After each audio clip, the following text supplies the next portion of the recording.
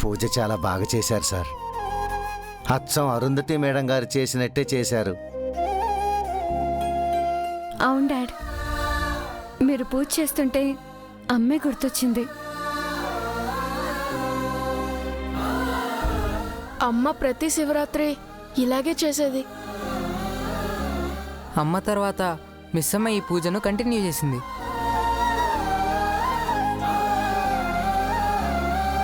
అవును, మిస్ అమ్మ అయితే ఇంకా బాగా పూజ చేసేది. నిజమే, మిస్ అమ్మ పూజ చేస్తే సాక్షాత్తు ఆ కైలాసం నుంచే ఆ శివుడే మన ఇంటికి వచ్చినట్టు ఉండేది సార్.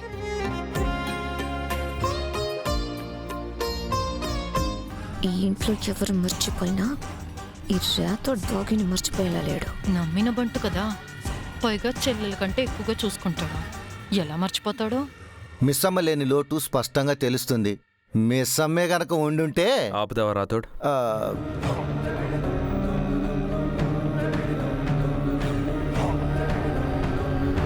పండగ రోజు తన గురించి ఎందుకు?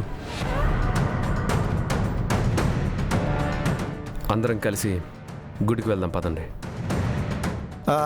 అలాగే సార్. పిల్లలు మీరు రెడీ కదా?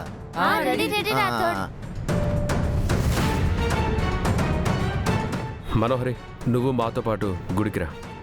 లేదా మరి నేను యాదమ్మ ఇంట్లోనే ఉంటాం.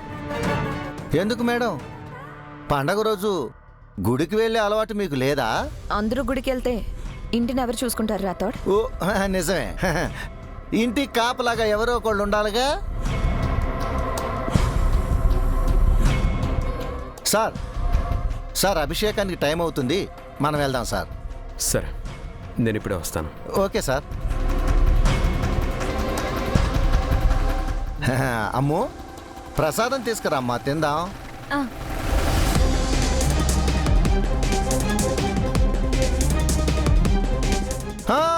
వాళ్ళు తర్వాత తింటారులేమ్మా, మనం తిందాం పదండి. రోజు రోజుకి రాథోడ్ బాగా మితిమిరిపోతున్నాడు. అది సరే మనోహరి, ఇంతకీ ఇంట్లో ఏం ఖజానా ఉందని మనం ఇంట్లో కాపలాగా ఉండాలి? మనం కూడా గుడికి వెళ్తే బాగుండేది కదా. నేను ఇంట్లో ఉంటానన్నది కాపలా కాయడానికి కాదు, ఆ బాగి అంతు చూడ్డానికి. నిన్న మార్కెట్ దగ్గర బాగి మిస్ అయింది. ఈరోజు బాగితో మీటింగ్ అరేంజ్ చేయిస్తానని కరుణ పొద్దున్నే ఫోన్ చేసింది. ఆ మీటింగ్ ఎక్కడో తెలీదు. తీరా అమర్ వాళ్లతో మనం గుడికెళ్ళి అక్కడ లాక్ అయిపోతే బాగీని కలవడం కష్టం అవుతుంది.